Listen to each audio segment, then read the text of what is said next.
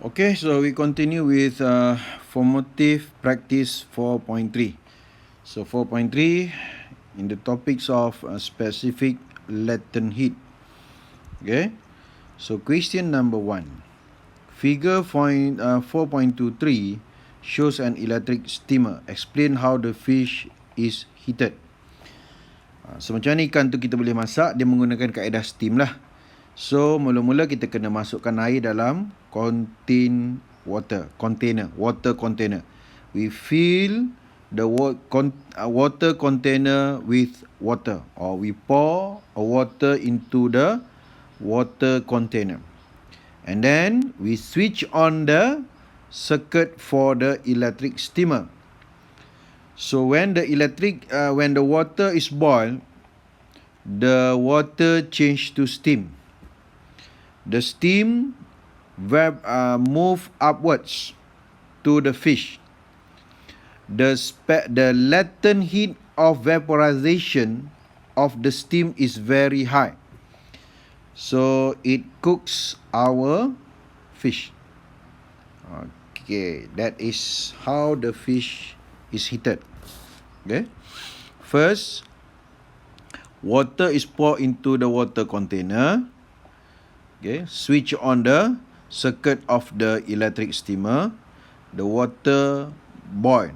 The temperature of water increases until boiling point. When the water boils, the water change from liquid to steam. The water has a larger latent heat of vaporization. The latent heat of vaporization will be absorbed by the fish, and the fish cook. Okay, question number 2. What is the amount of heat released when 0.8 kilogram of water at 25 degrees Celsius cools until it becomes ice at -6 degrees Celsius? State the assumption you make in your calculation. So assumption dia sama lah. No heat loss to the surrounding. Okay, no heat loss to the surrounding. Okay, information given. This is question number 2. First is the mass of water. Mass of water is 0.8 kg. So the initial temperature of water is 25 degrees Celsius. The water cools. Cools means the temperature will be decreases until, this is water. Water is a liquid. Until it reach the freezing point of water. So the freezing point of water is 0 degrees Celsius.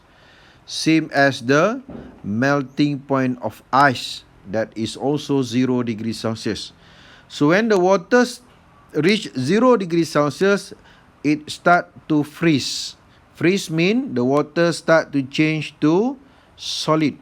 So when the water change to solid, the temperature is constant. So in this section, we have two physical state, water and ice, liquid and solid. Okay, so until all the water change to ice, if we still cool the ice, so what happen? The temperature of ice will be decreases until it reach the temperature of the final temperature. Okay, the final temperature is -6 degrees Celsius. That is the final temperature. So in this section, we just only have one physical state, that is ice, where the ice is solid. Okay, so that is the information through a diagram. The information, we explain the information through a diagram. Okay, so what we want to calculate is what is the amount of heat. The heat released because we cool the water. So to calculate the amount of heat, we have to know how many heat occur in the situation. Okay. So first situation, the water from 25 degrees Celsius change to 0 degrees Celsius. Means that we have the change in temperature. So when we have the change in temperature, so we have to use the equation of mc theta. And the C there refer to the C of water. So where the C of water is equals to 4.2 times 10 to the power of positive 3 in the unit of joule per kg per degree Celsius. Okay. Second Q, when the water start to change to ice, where the temperature is constant, so we have another Q here that we use the equation of ml, where the L, we use the value of L of fusion. The process is not the same. Fusion is the process when a solid change to liquid. That is fusion. But the freezing is opposite. Freezing is a process when a liquid change to solid. Okay, because the heat is not the same. Fusion is the process of absorb heat, but freezing is the process of release heat. But the value of the specific latent heat is the same. The specific latent heat of fusion is the value is the same as the specific latent heat of freezing. The value the same. Okay, so the latent heat of fusion of ice is given by that is 3.34 times 10 to the power of 5 in the unit of joule per kg. Okay. And the last one, when all the water has totally changed, fully changed, completely changed to ice, all the liquid become solid. If we still cool the ice, so the temperature of ice will be drops to negative 6 degrees Celsius. So means that we have the temperature change. So to calculate the heat release, we have another Q here that we have to use the equation of mc theta. Okay. So the specific heat capacity here is the specific heat capacity of ice, where the specific heat capacity of ice is not the same as the specific heat capacity of water. It is a half of, separuh daripada, lebih kurang. Specific capacity of ice 2.1 10 to the power of 3. Lebih kurang separuh lah daripada specific capacity of water lah. Okay. Dengan titanya, tita 3-nya di sini ialah berapa? Suhu tinggi tolak suhu rendah, kosong tolak negatif 6. So kita dapat titanya ialah 6 degree Celsius. Itu tita 3. Kalau tita 1 berapa? Tita 1 kita tadi ialah suhu tinggi 25 tolak suhu rendah kosong. Kita dapat 25. Okey. So daripada situ boleh tak kita kira the total heat release by the water until it becomes ice at the temperature of negative 6. Okey. So kita kira dulu satu-satu Q1. Okey, kita kira satu per satu. Q1 formula dia ialah mc theta 1. So berapakah kita punya M? Mass kita tadi 0.8 darab dengan C1. C1 is the specific capacity of water. 4.2 kali 10 kuasa 3. Theta 1 kita dah kira 25. Okey, so kita dapatlah nilai Q1 kat situ. Selesai. Okay, yang kedua, awak kira lah berapa nilai dia, awak kira lah. Okay, yang ni awak kira kan. Berapa nilai dia, kira. Dan unit dia ialah dalam joule lah. Okay, itu Q1. Kita kira pula Q2. Q2 formula yang kita nak kena guna ialah M L of fusion. M dia 0.8. L of fusion ialah 3.34 kali 10 kuasa 5. So, berapa nilai kat sini? Awak kira lah. Tekan kalkulator. Dan jawapannya juga dalam joule. Okay, selesai. Yang kedua.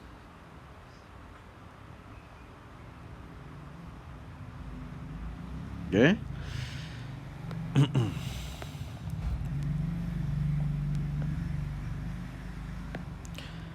Yang ketiga, Q3.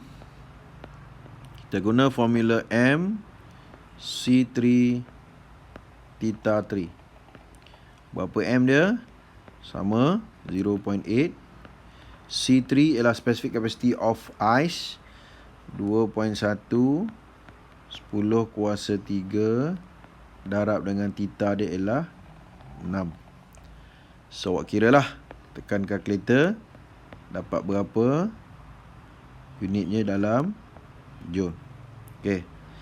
So, bila dah kira ketiga-tiga nilai Q tu, Q1, Q2 dan Q3, maka bolehlah kita kira the total heat release, iaitu Q1 plus Q2 plus Q3. Kiralah dekat sini dapat berapa? Unitnya dalam joule. Okey. Itulah soalan nombor 2. Selesai. Okey. Jadi bila kita buat dalam bentuk graf, senanglah kita nak nampak berapa banyak Q yang kita kena kira untuk proses yang diberi tu. Okey. So tolong kiralah berapa dapat. Lepas tu cuba bandingkan dengan kawan-kawan kita yang lain. Sebab cikgu pun tak kira ni. Cikgu bagi idea je macam mana nak solve the problem. Okey. Kalau jawapan awak dengan kawan yang lain sama, maknanya betul lah kita kira kan. Okey, beres. Okey, so yang ni tadi soalan yang kita dah jawab dah tadi kan. Selesai. Okey, kita tengok ada lagi. Okey, ini soalan yang lain pula. Okey. Block A has a specific heat as high specific capacity. And block B has low specific capacity. If both blocks have the same mass, dua-duanya mass dia sama, which block needs more energy to raise its temperature by 10 degrees Celsius? Okay, dekat sini nak kena faham apa maksud specific capacity yang tinggi dan apa maksud specific capacity yang rendah. Okay, kita punya formula heat. Ingat balik formula heat Heat yang melibatkan temperature change, kita guna formula MC theta. So, daripada formula ni, kita boleh ubah suai untuk kita dapatkan nilai C, iaitu Q bahagi M theta. So, apa yang cikgu nak cerita daripada formula ni ialah relationship between C dengan theta. Theta ni apa? Theta ni nama dia ialah temperature change. Di mana temperature change ini, kalau nilai dia besar, menunjukkan dia cepat. Cepat apa? Kalau panas, dia cepat panas. Temperature dia naik cepat, naik tinggi. Dan bila temperature dia naik tinggi, theta dia besar lah. Maka temperature change, kalau nilai temperature change tu besar, maknanya dia cepat panas. Kalau nilai temperature change-nya kecil, dia lambat panas. Okay. So, sekiranya theta tu besar, kan, theta besar, maka dia faster to get. To get apa? Kalau nak kita panas, dia akan cepat panas. Dan kalau kita sejuk, dia akan cepat sejuk. Okay. Itu kalau theta dia tinggi, besar. Perbezaan suhu dia besar. Faster to get hot, ni bila kita panaskan dia, dan bila kita sejukkan dia, dia juga faster, tapi faster to get cool. Okay. Manakala kalaulah theta-nya kecil, maka apa pula kesannya? Dia slowly to get, perbezaan suhunya kecil je, slowly to get hot and slowly to get cold. Dia lambat panas, dia juga lambat sejuk. Bila mana dia punya nilai theta dia tu kecil. Okay. Slowly to get hot, slowly to get cool bila mana theta dia kecil. Okay. Itu faktor theta lah, temperature change. Daripada relationship C tadi, C dengan theta tu kita panggil apa? Relationship dia kita panggil inversely proportional. Relationship ni kita panggil inversely proportional. Inversely proportional. Apa maksud inversely proportional? Inversely proportional maknanya terbalik lah. Dia terbalik. Terbalik macam mana? Iaitu apabila nilai C, okey, ini situasi pertama, apabila nilai C kita tu kecil, kesannya nilai theta kita tu besar. Itu maksud inverse, dia terbalik. Maka bila C kecil, theta-nya besar, temperature change-nya tinggi, maka bahan itu kita katakan dia cepat panas, dia juga cepat sejuk. Manakala kalaulah kita punya nilai C itu adalah tinggi, C kita tinggi, apa maksudnya? Bila C kita tinggi, nilai theta-nya jadi kecil.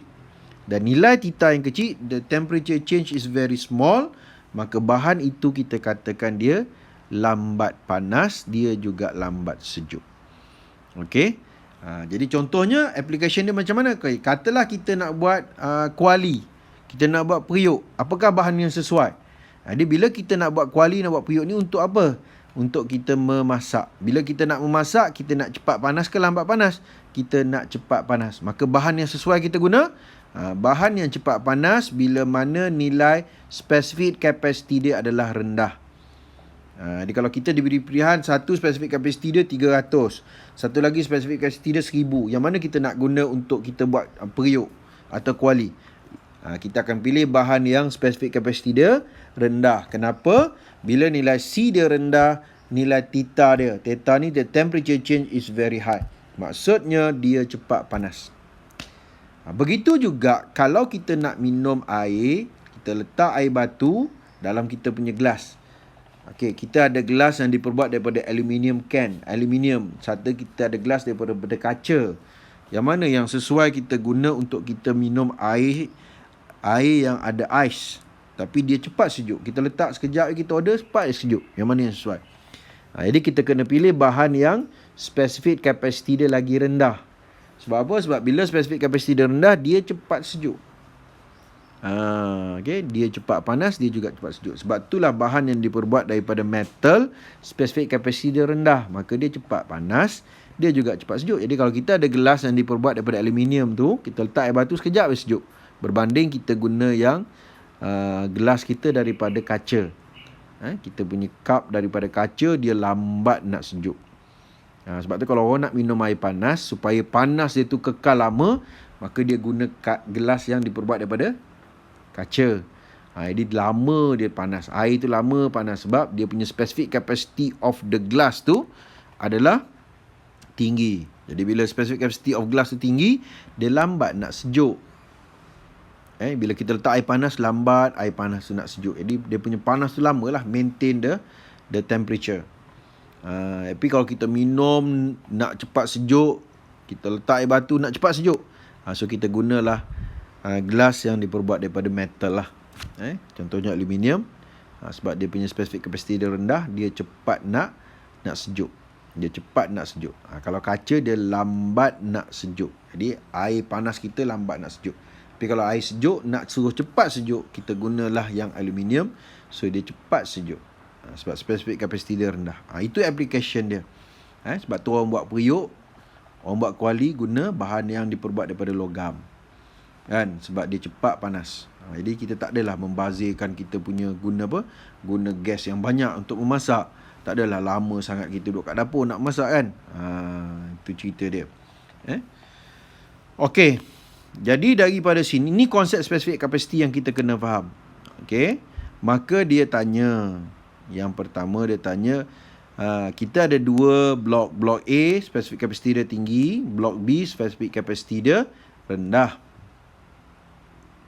Okay. If both block have the same mass, okay, both block A, block B tu mass dia sama. Okay, cuma specific capacity dia tak sama. Which block needs more energy to raise its temperature by 10 degrees Celsius? Maknanya kenaikan suhu dia sama, tetapi haba yang dia serap tu tak sama. Jadi yang mana yang memerlukan haba yang lebih tinggi? Okay, so kalau kita rujuk balik kepada formula kita, formula kita tadi, Q sama dengan MC theta tadi kan. Q sama dengan MC theta. Okay. So formula ni, kita refer pada formula ni. Okay. So kita nak tengok hubungan antara C dengan theta yang cikgu dah buat tadi. C sama dengan Q over M theta. Jadi apa yang dia bagi tahu kat kita ialah kedua-dua blok itu mass dia sama. Maknanya mass ni dah constant, tak berubah lah. Mass constant. Begitu juga dengan theta ni constant, sebab dia nak kenaikan suhunya setakat 10 darjah sahaja. Dua-dua tu suhu dia berubah setakat 10 je. Jadi dia nak tahu antara blok A dengan blok B yang manakah memerlukan haba yang lebih tinggi.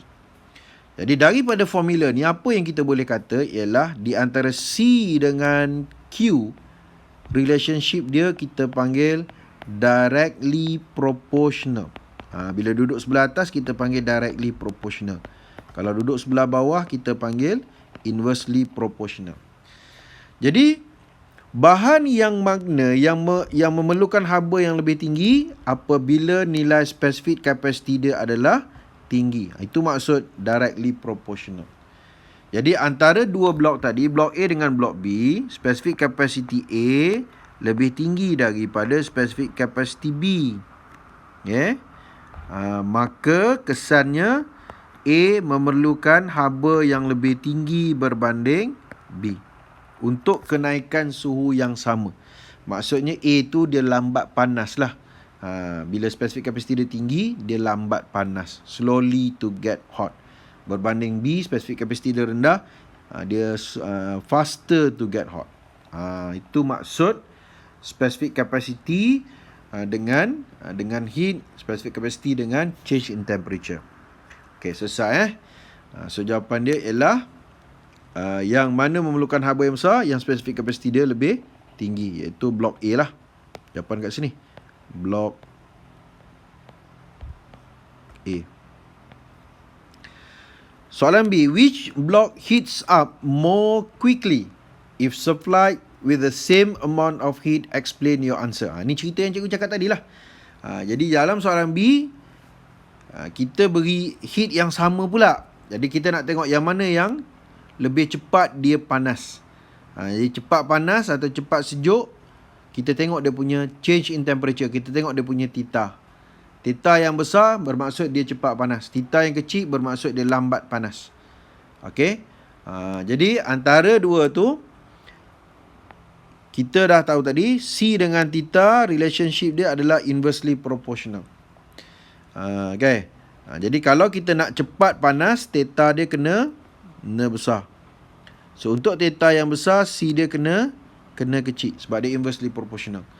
Jadi apa yang kita ada tadi? Kita ada dua blok, blok A dengan blok B, di mana specific capacity untuk blok A lebih besar daripada specific capacity of blok B. Maka kesannya theta untuk blok A lebih rendah daripada theta untuk blok B.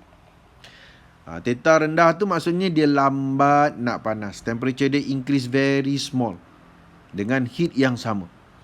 Jadi, which block heats up more quickly, yang cepat panas, if supplied with the same amount of heat? Explain your answer. So, jawapan dia ialah blok B lah kat sini. Blok B Apa nak explain? Because the block B has smaller specific heat capacity. Jadi, bila smaller specific capacity, it will be faster to get hot when give the same amount of heat. Okey, so selesailah. 3A, 3B. Okey, soalan nombor 4A. Define specific latent heat. Ini definisi. Boleh rujuk balik nota yang kita dah buat. Apa dia specific latent heat? Latent ni apa? Latent ni dalam bahasa Melayu dia pendam. Pendam maksudnya dia guna heat untuk dia overcome the bonding between intermolecular forces. Antara satu molekul dengan satu molekul ada forces yang mengikat dia. Jadi untuk dia berubah, latent heat ni dia nak berubah kepada physical state yang lain, dia kena overcome, dia kena mengatasi intermolecular forces tadi. Okey, barulah dia boleh berubah menjadi physical state yang lain. So what is specific latent heat? Bila ada perkataan spesifik, maksudnya we have to consider the mass of the substance. So apa yang kita nak sebut? Okey, kita tengok soalan nombor 4A. Oh, sudah habis tempat dah. Cikgu kena add page. Kejap. Okey. Ni untuk soalan nombor 4 Nombor 4.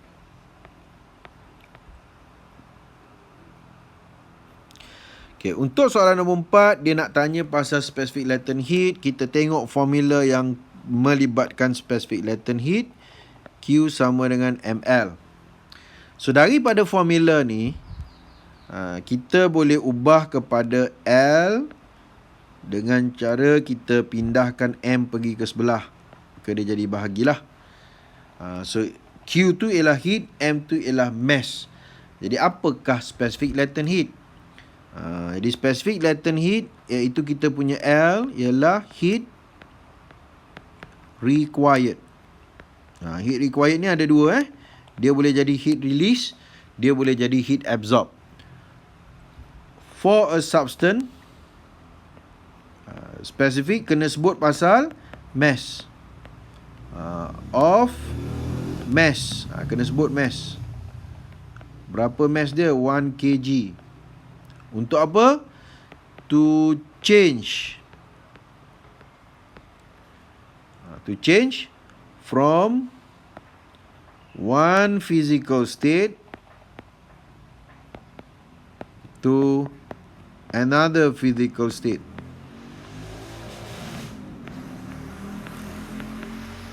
At constant temperature. Okey. Pada masa dia berubah physical state, temperature dia adalah sama. Temperature dia tak berubah. Itu konsep latent heat. So, apa yang kena ada dalam ni? Yang pertama ada heat. Heat tu simbol dia ialah Q. Dan kena ada mass dalam ni. Sebab kita sebut spesifik. Tetapi, dia punya temperature tak ubah. Di mana dia berubah apa? Berubah dari segi physical state sahaja. At constant temperature. So, ada benda yang cikgu tertinggal kat sini.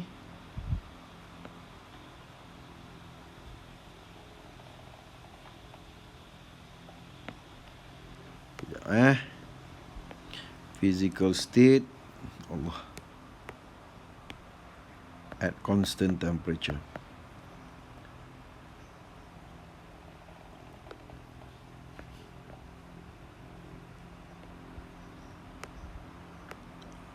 Constant temperature kena ada.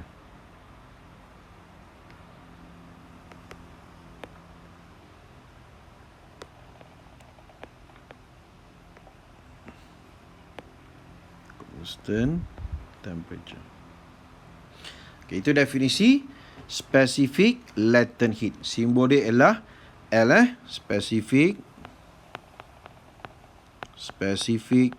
latent heat.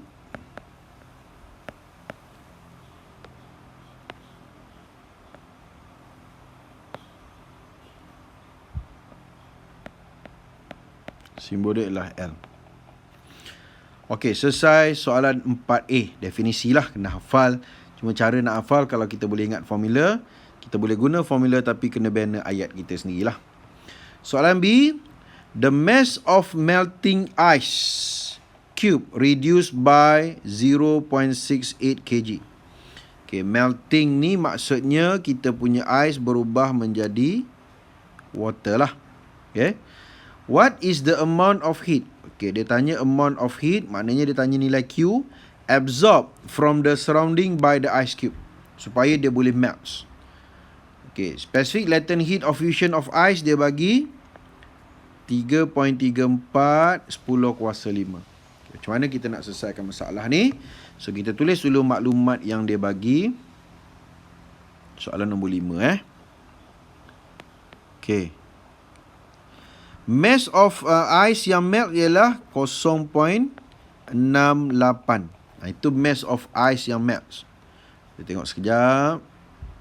0.68 kg.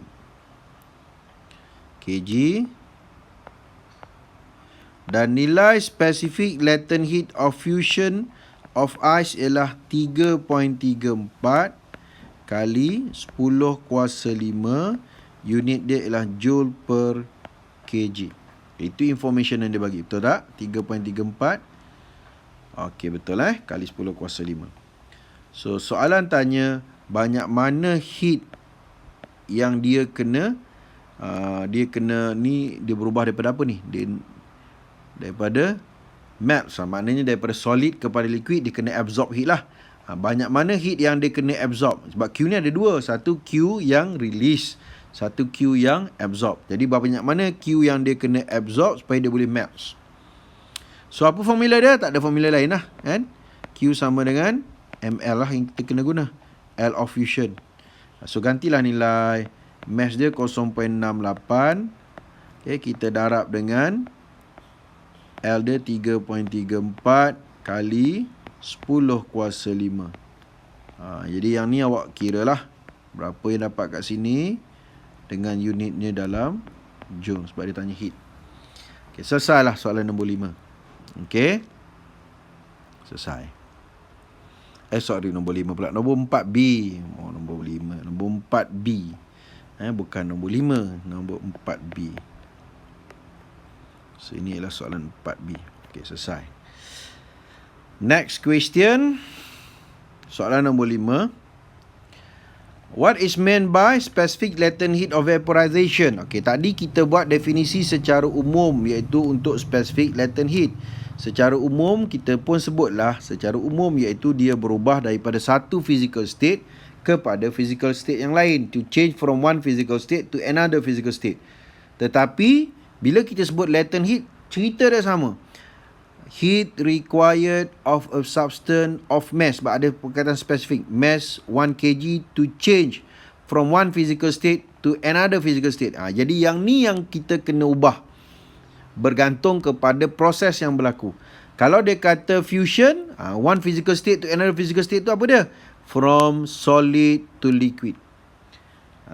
At constant temperature. Tapi kalau dia kata vaporization, kita kena tukar. Vaporization ialah proses dia berubah daripada water, liquid to steam ataupun gas. At constant temperature juga. Okay. So what is meant by specific latent heat of vaporization? Awak boleh tulis lah.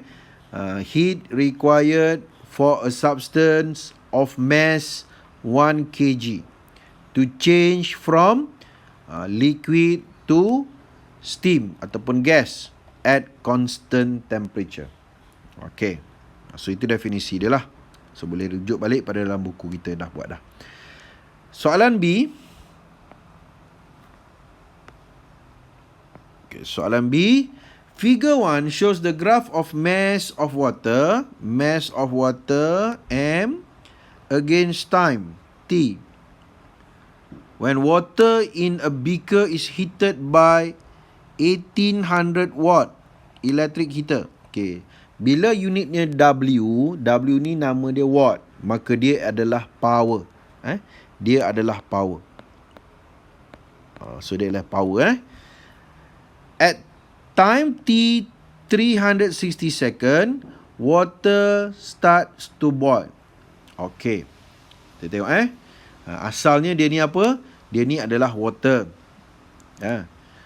Dia water, mass of water against time. When water in a beaker is heated, kita panaskan water, okey, maka water kita akan mendidih lah. Okey, bila dia start mendidih? Pada saat ke-360. Start to boil. Okey. Jadi ni bukan graf temperature, graf mass against time. Jadi maksudnya dia mula berubah daripada liquid kepada steam pada ketika pada saat ke-360.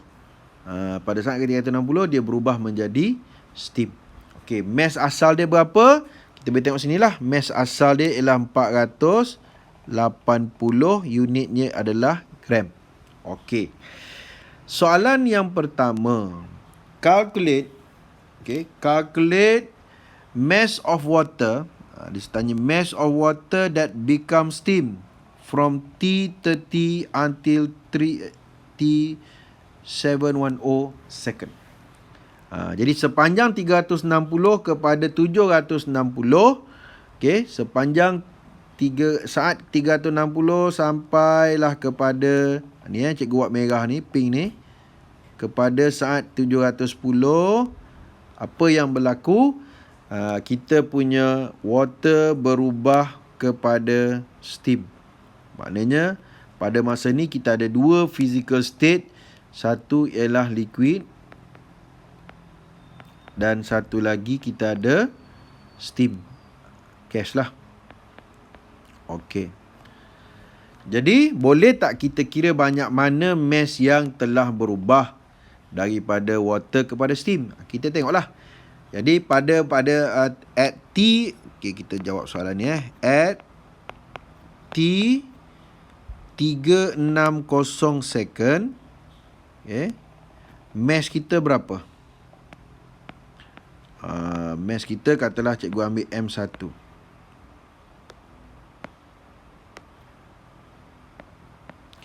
M1 kita nilai dia ialah 480. 480 gram. Okey. Lepas tu pada ketika at T sama dengan 710 second, mass kita sekarang ni, mass of water kita sekarang ni dah jadi berapa? 200 gram. Jadi sepanjang tempoh ni banyak mana mass yang telah berubah menjadi steam? Senang je lah kan. Delta M kita, the mass loss of mass. Loss of mass tu sebab dia dah bertukar menjadi steam lah. 480 tolak dengan 200. Yang ni bolehlah kita kira 280 gram. Yang telah berubah. Maknanya belum semua lagi berubah. Baru sebahagian dia dah berubah. Sebahagian besar dah berubah menjadi steam. Selesai lah. Soalan 2. Calculate specific latent heat of vaporization of water. Specific latent heat of vaporization of water. L, F. So, macam mana nak kira? LF lah. LV, vaporization. Kalau F tu fusion. Boleh kita kira tak? Apa formula kita? Q. Okay. Dalam soalan kita ni, dia menggunakan heater. Ada sebut heater kan?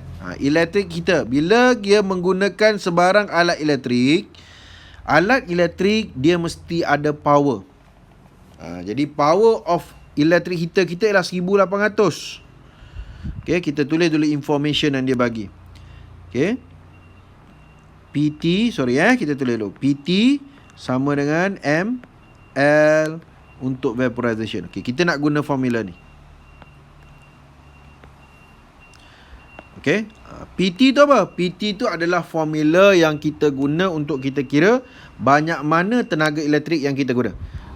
PT is the equation that we use to calculate the electrical energy used to heat up the water. So PT.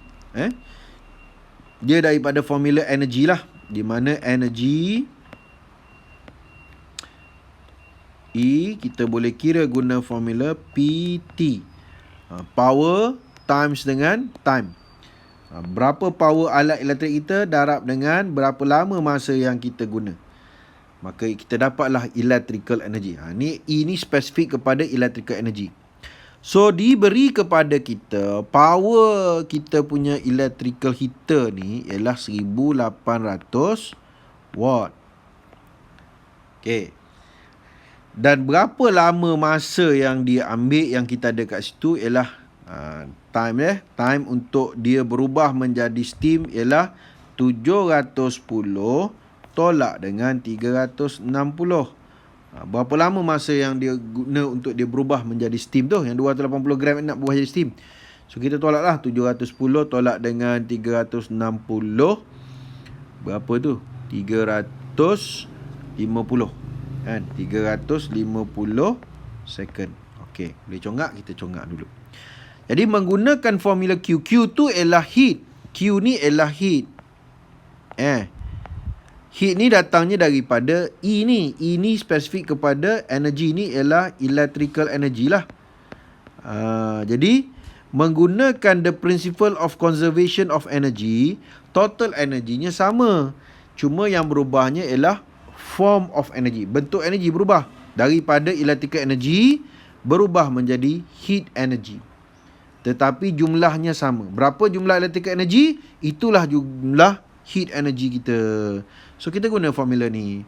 Jadi kita nak carinya ialah specific latent heat of vaporization. L tu lah. So P kita berapa? 1800. Berapa lama masa yang kita punya water nak berubah menjadi steam? 350. Mass yang berubah dalam masa 350 tu ialah 280. Jadi darablah dengan LV. Latent heat, specific latent heat of vaporization. Yang ni awak tekan calculator lah. Specific latent heat of vaporization. Dia akan jadi 1800 darab 350. 280 pindah ke sebelah dia jadi bahagi 280. Okey. Jadi yang ni tekanlah kalkulator. So kiralah dapat berapa dan unit. Unit untuk specific latent heat ialah joule per kg. Berapa? Kira. Lepas tu cuba banding dengan kawan-kawan yang lain. Sama tak jawapan kita? Okey, selesai nombor 5 Nombor 5. Jadi kena ingat, bila melibatkan electrical appliances, alat-alat elektrik, maka kita nak kira banyak mana electrical energy yang dah diguna, kita kena guna formula E sama dengan PT. Jadi tenaga tu tukar kepada apa? Tenaga tu ditukar pada haba. Haba ada dua formula, Q sama dengan MC theta, Q sama dengan ML. Beza dia, ada perubahan suhu ke? Tak ada. Kalau ada, MC theta. Kalau tak ada, ML. Tetapi datangnya daripada mana? Datangnya daripada electrical energy. Macam mana nak kira electrical energy? Guna formula PT. Total energinya sama tetapi bentuk tenaganya berubah. Okey. Itu nombor 5. Kita pergi pada soalan nombor 6. Nombor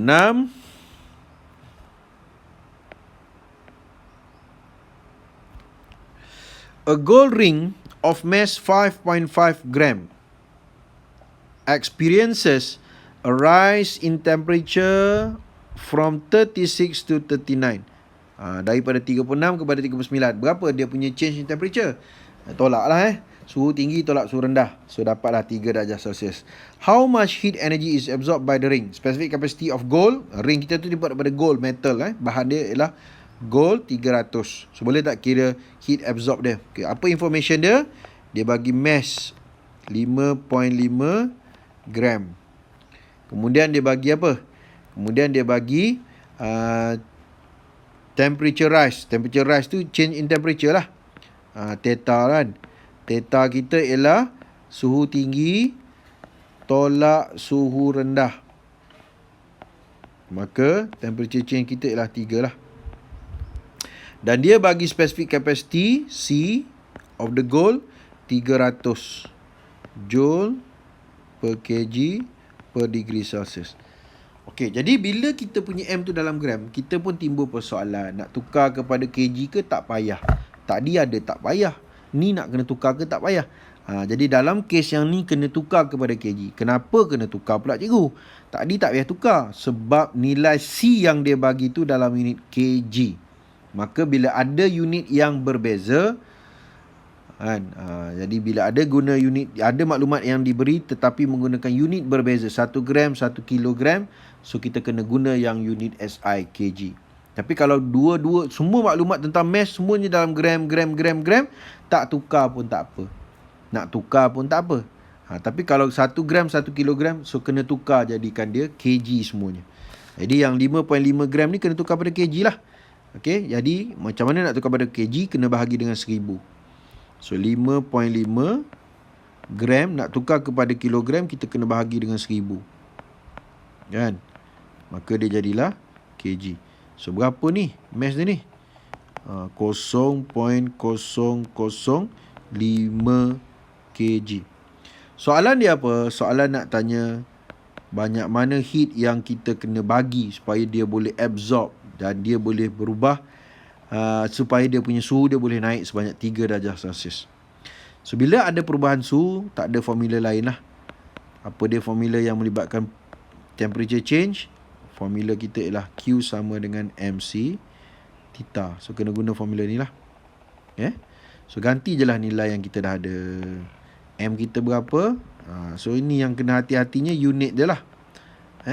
So bila ada unit yang berbeza, 1 gram, 1 kilogram, ada unit SI dah? Ada kg. So yang lain semua kena tukar jadi kg juga. Darab dengan C dia bagi dah 300. Darab dengan theta 3. Okay, so awak kira lah dapat berapa kat sini. Dan unitnya dalam energy, heat. Heat ni energy kan? Unitnya dalam joule. Okay, selesai lah soalan nombor 6. Soalan nombor 7. Okay, cikgu buat kat bawah ni. Okay.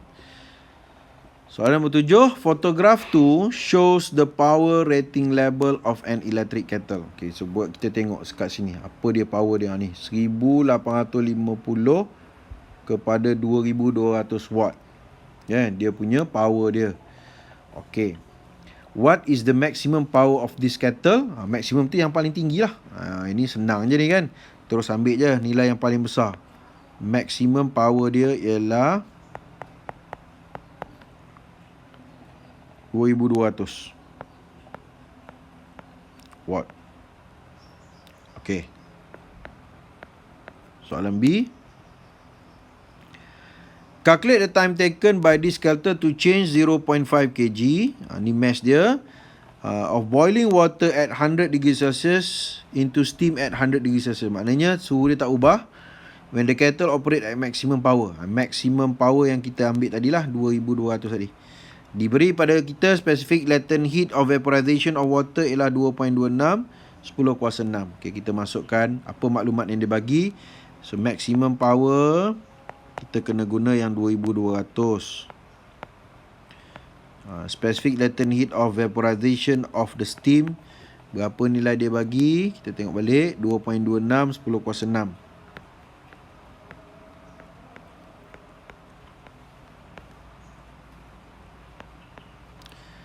Boleh tak kita kira? Calculate the time taken. Nak kira time taken by the kettle to change 0.5 kg. Okay, mass dia bagi 0.5. Berapa lama masa dia untuk dia berubah, kan, daripada water menjadi steam pada suhu 100. So guna formula apa? Q sama dengan PT sebab melibatkan electrical appliances. Guna darab sama dengan M, L untuk vaporization. Jadi kita nak cari T lah. P kita 2200 darab dengan T sama dengan M 0.5 darab dengan LV 2.26 10 kuasa 6. So boleh tak cari nilai T? Jadi 0.5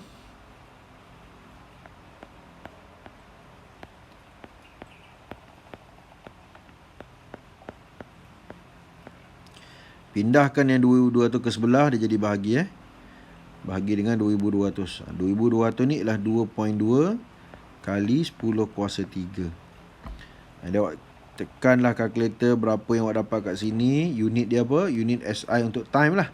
Time ni SI unit dia ialah second. Okay, itu untuk soalan B. Ada lagi satu. See what assumption are made in your calculation in 7B. No heat loss to the surrounding. Itulah cerita dia. Sebab bila kita panas air, akan adalah steam yang terbebas. Kan, adalah haba yang hilang diserap oleh kita punya kettle, yang hilang ke persekitaran. Jadi kita buat andaian tak ada yang hilang. Tak ada yang diserap oleh kettle, tak ada yang hilang ke persekitaran, hanya diserap oleh air sahaja untuk dia berubah menjadi steam. Itu assumption. No heat loss to the surrounding lah, senang cerita. So ada lagi tak soalan? So habis dah. Okay, jadi sampai situ je lah dulu. Ini semua cikgu dah buat dah, soalan-soalan daripada buku teks. Tapi ada lagi soalan, beberapa soalan yang cikgu tak ambil. Jadi yang tu awak boleh cuba buat sendirilah. Okay, cuba buat sendiri dan jawab. Benarnya untuk soalan ni dah ada jawapan dekat bahagian belakang buku teks, boleh rujuk. Cuma cikgu bagi ni ialah sebagai panduan kepada kita supaya kita tahu bagaimana nak menyelesaikan masalah tu, jalan kerjanya bagaimana. Sebab dalam buku teks tu dia bagi jawapan je, ending story je. Proses kita tak tahu macam mana dia dapat jawapan tu. Jadi cikgu bagi sini. Jadi ada lagi soalan-soalan lain yang cikgu tak ambil tu, awak boleh cuba sendiri, tengok dekat belakang jawapan dia sama tak dengan apa yang awak kira. Kalau sama, maknanya awak faham, dah beres. Kalau tak sama, kita cuba tanya orang lain, tanya kawan kita, tanya cikgu, macam mana nak selesai masalah tu. Okay, so habislah kita punya tajuk exercise kita untuk tajuk heat. So nanti insyaAllah dalam cuti sekolah ni cikgu bagi exercise untuk cerita pasal chapter 3, gravitation. Kita tengok soalan-soalan daripada buku teks juga tentang gravitation. Okay, ada masa cuba tengok, kita fahamkan balik. Jadi kita settlekan dalam cuti sekolah tajuk yang kita dah belajar. Okay, jadi bila buka sekolah kita terus sambung dengan chapter yang seterusnya, chapter 5. So chapter 5 ni tajuk dia apa? Chapter 5 tajuk ni ialah wave. Ini banyak cerita tajuk ni. Okay, so setakat tu je lah untuk yang ni. Kita akan sambung semula nanti. Okay, so tengoklah video cikgu ni. Tak faham, tanya. Tak faham, boleh tanya cikgu, PM cikgu. Okay, Assalamualaikum warahmatullahi wabarakatuh.